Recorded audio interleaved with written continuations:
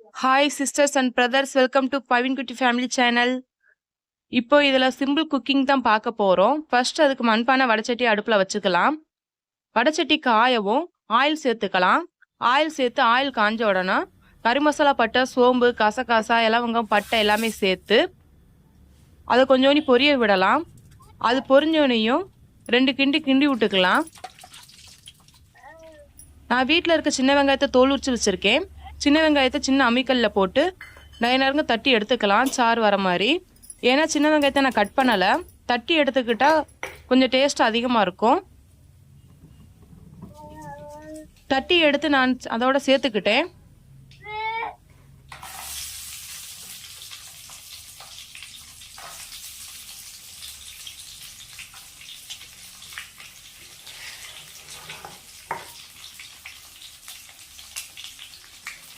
அதே 2 கிண்டி கிண்டி விட்டுக்கலாம்.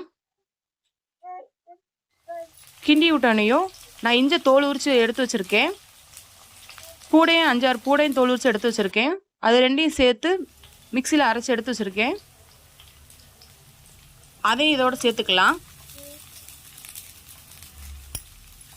இதோட சேர்த்துட்டு நல்லா இதையும் 2 கிண்டி கிண்டி விட்டுக்கலாம்.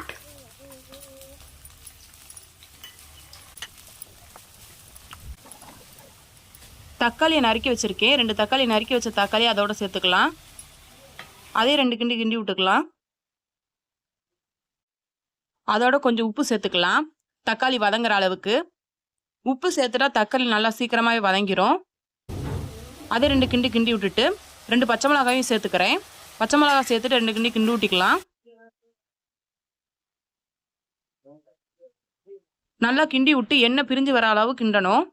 கிண்டி விட்டதுக்கப்புறம் கறி நான் அலசி வச்சுருக்கேன், மஞ்சப்பொடி போட்டு அதையும் சேர்த்துக்கலாம். அதே 2 கிண்டி கிண்டி விட்டுக்கலாம்.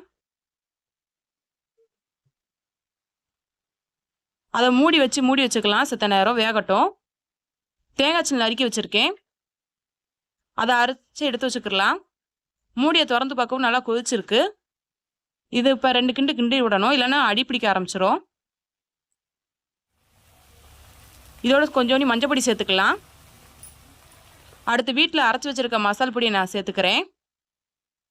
இதுதான் எப்பயுமே நாங்கள் புளி குழம்புக்கு, கறி குழம்புக்கு எல்லாத்துக்குமே போடுவோம். வீட்டில் தனியாக அரைச்சி வச்சுருக்கோம். இதையும் சேர்த்துக்கிடுவோம். 4 ஸ்பூன் சேர்த்துருக்கேன்.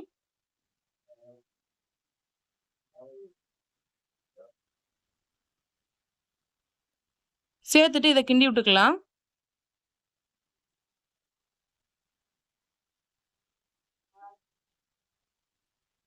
நல்லா எண்ணெய் பிரிஞ்சு வந்துருச்சு. எண்ணெய் பிரிஞ்சு வரவும் அரைச்சி வச்ச தேங்காவை இதில் சேர்த்துக்கலாம்.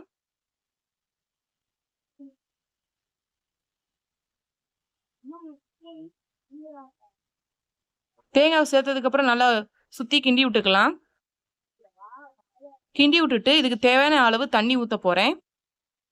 1 செம் தண்ணி ஊற்றிக்கிறேன் நான். உங்களுக்கு எவ்வளோ அளவு தண்ணி தேவையோ அந்த அளவுக்கு நீங்கள் ஊற்றுனா போதும்.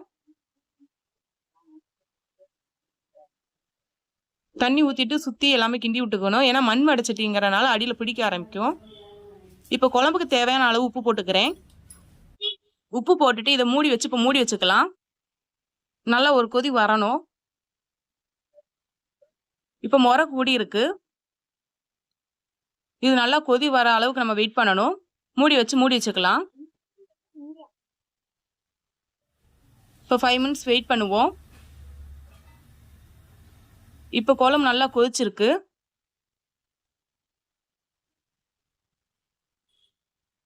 இன்னும் 5 மினிட்ஸ் வெயிட் பண்ணுவோம். இப்போ நல்லா கொதிச்சிருச்சு.